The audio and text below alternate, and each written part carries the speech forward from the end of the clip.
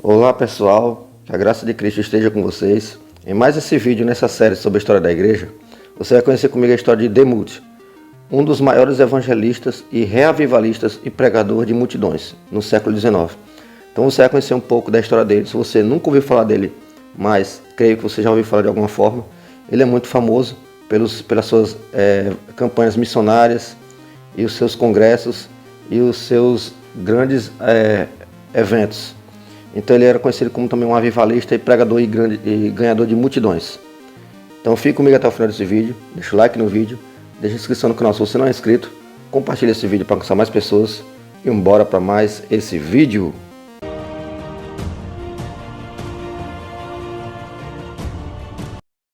Então vamos começar a conhecer a história de Dwight Lyman Moody.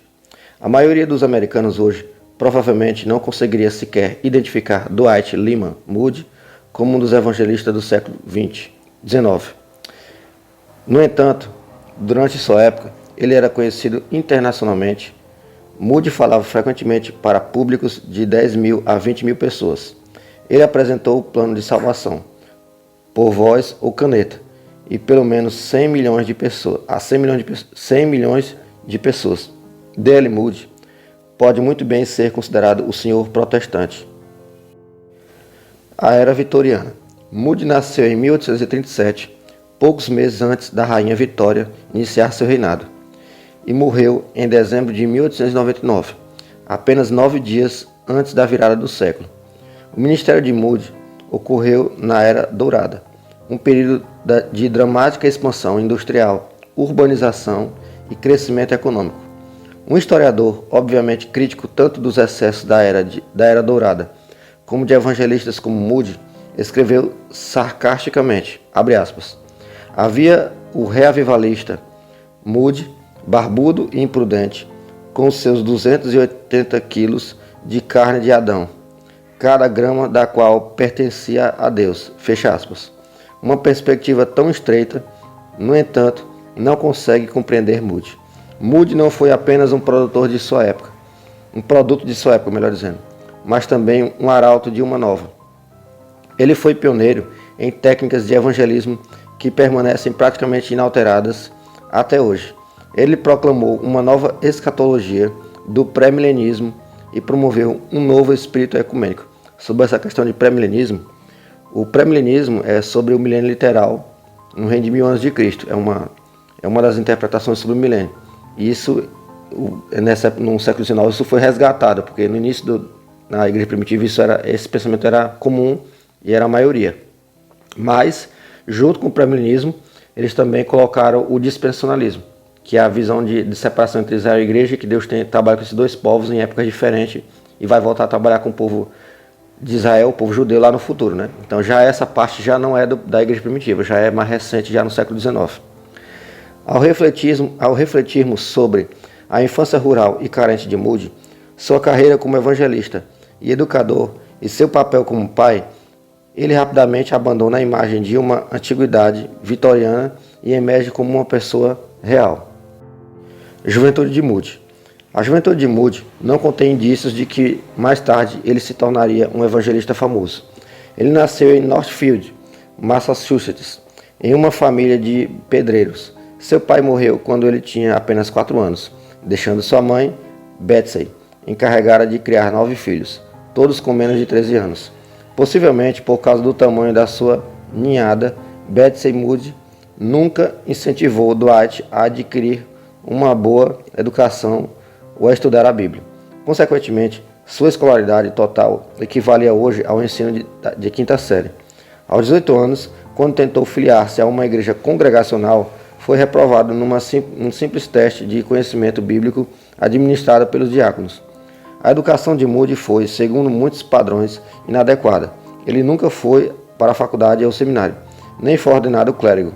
Ele soletrou foneticamente, então suas cartas para adultos e esboços de sermões estavam repletos de erros ortográficos e gramaticais.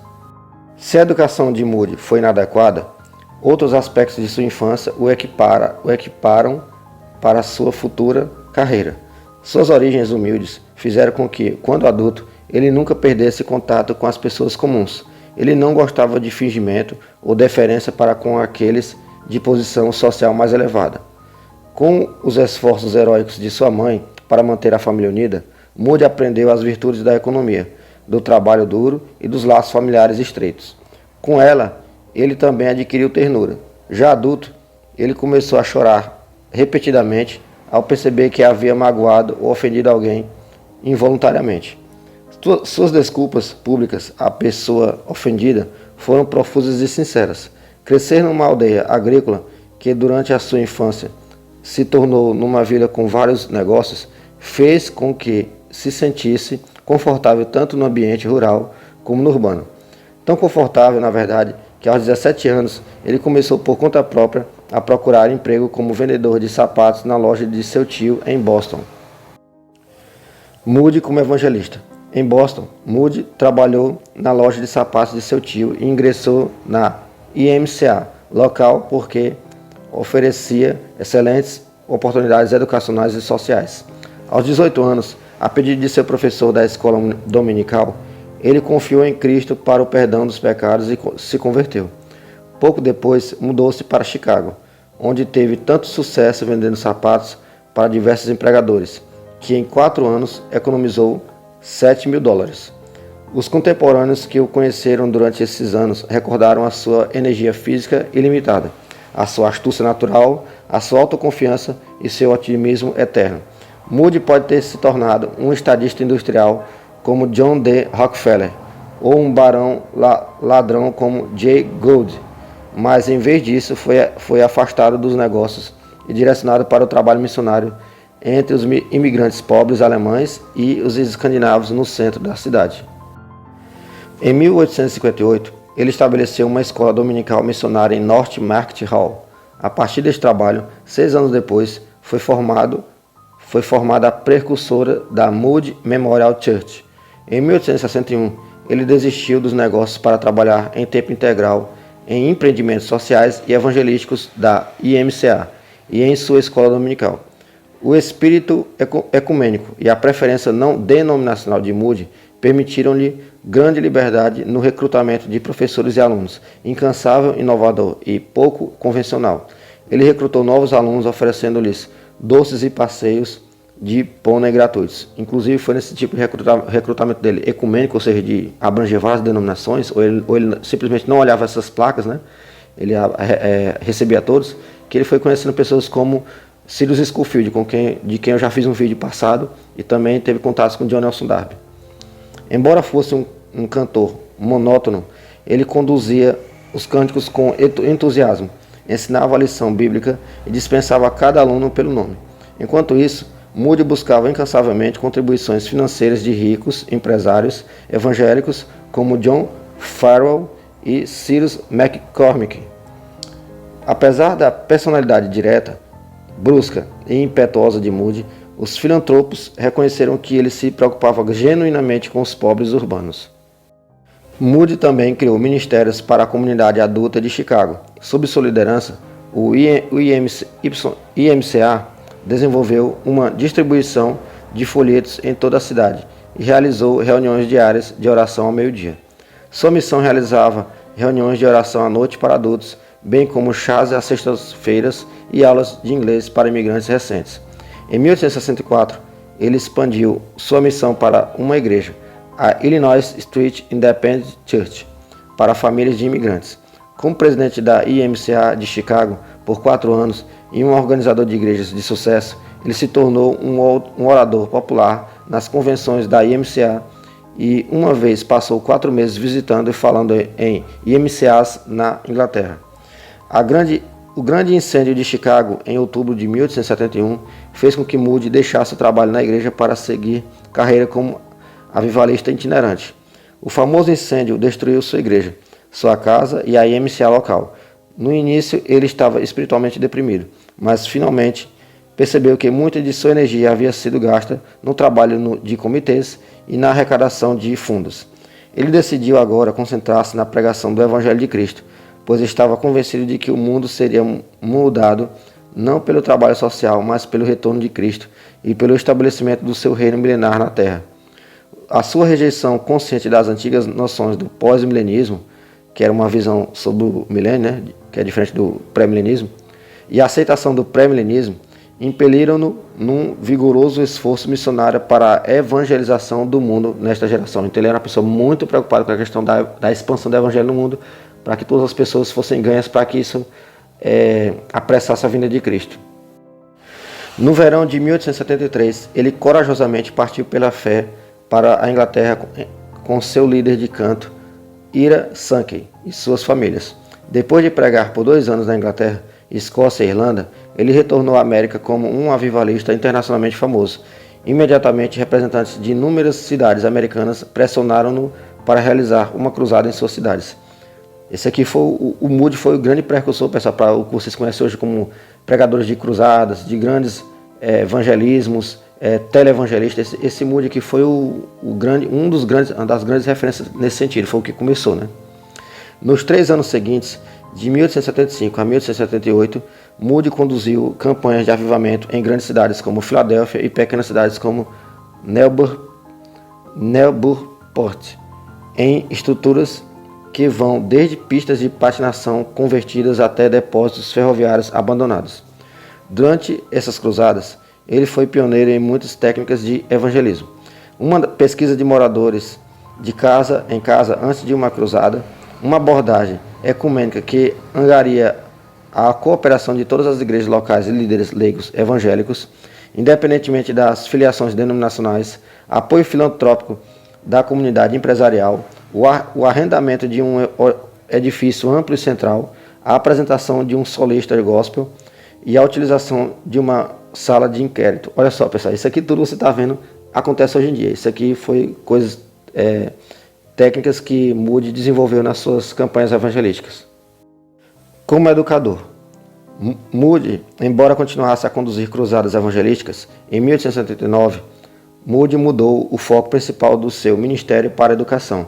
Naquele ano, ele fundou o seminário Northfield para meninas, seguido 2 anos depois para a escola Mount Hermon para meninos.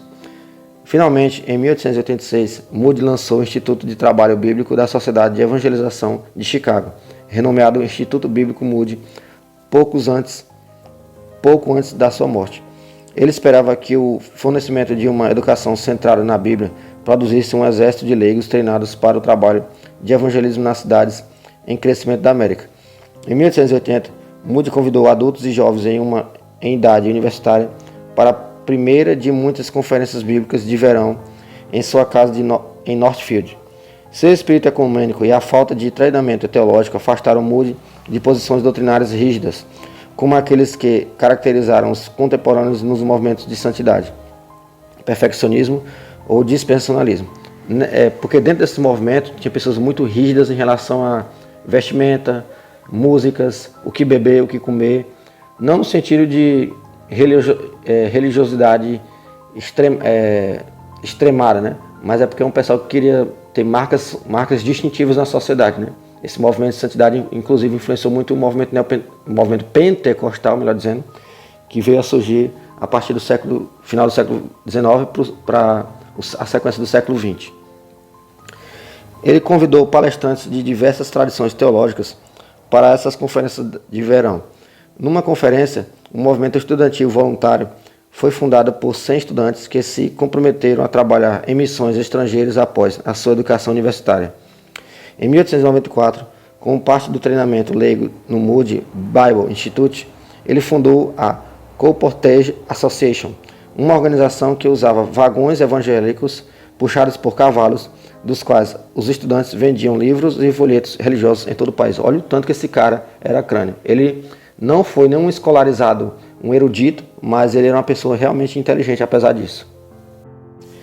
Moody como pai. Moody geralmente é visto apenas como um reavivalista incansável e de constituição sólida, sempre implorando aos pecadores na trilha da serragem. Embora seja verdade que ele pregou 6 sermões por dia apenas um mês antes de sua morte, foi em seu papel de pai que sua personalidade foi melhor revelada. Em 1862, ele se casou com Elma Rivel, que se tornou uma personalidade proverbial nos bastidores.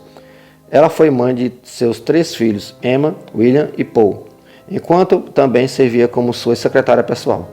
Todos os 3 filhos de Moody relembraram com carinho experiências com um pai cristão musculoso, amante de diversão. Paul lembrava-se com orgulho de seu pai como o maior homem e o melhor homem que já conheci. Moody adorava aquelas férias com sua família em sua fazenda em Northfield, onde podia descartar seus ternos pretos e vestir roupas velhas de má reputação. Aqui ele desempenhou o papel de um cavalheiro fazendeiro, andando diariamente a cavalo e de charrete em velocidade vertiginosa pelos campos, tirando uma soneca à tarde ou amontoando-se sobre centenas de cartas que ele assinava pessoalmente e depois espalhava pela sala para a tinta secar. Os convidados do jantar observaram sua personalidade perspicaz e bem-humorada e sua atividade incessante, beirando a inquietação. Eles frequentemente ficavam surpresos quando ele abria sua correspondência e depois entregava a carta para eles, comentando bruscamente: "Responda." Como um filho se lembra dele em casa, Moody era um Peter Pan robusto e barbudo, um menino que nunca cresceu realmente. Fecha aspas. Possivelmente, para compensar sua infância carente, ele fez tudo em escala dramática. Ele tomava banho 3 vezes ao dia em água gelada. Notando a escassez de porcelana, ele encomendou barris do mesmo padrão. Ele comprava lenços suspensórios pelo valor bruto. Seu filho se lembra de uma vez que seu pai não conseguia decidir qual dos vários tapetes orientais comprar.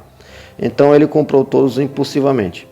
Moody era um contador de histórias maravilhoso, passando o tempo com seus filhos e seus amados netos. Ele adorava piadas, desde as brincadeiras leves de esconder um baralho de cartas na sala de faculdade de seu filho, até jogar um balde de água em alguns estudantes desavisados em Northfield. Seu conselho aos filhos era frequentemente expresso em lemas concisos. Abre aspas, "Não espere que algo aconteça. Vai e descubra alguma coisa." Ou "O diabo tenta a maioria dos homens, mas o preguiçoso tenta o diabo." Fecha aspas. Então tá aqui, pessoal, a fonte das informações desse vídeo aqui. Espero que você tenha gostado desse vídeo. Se você não conhecia sobre D.L. Moody, você conheceu um pouco agora, você pode conhecer muito mais sobre ele em outros artigos, vídeos, escritos, livros, fica à vontade. Minha intenção é sempre fazer você buscar informações por conta própria também. Então espero que você tenha gostado desse vídeo, deixa o like no vídeo, deixa a inscrição no canal se você não é inscrito, compartilhe esse vídeo para alcançar mais pessoas, deixa o teu comentário também nesse vídeo para eu saber o que você achou. E não se esqueça, somos um em Cristo e fica com Deus.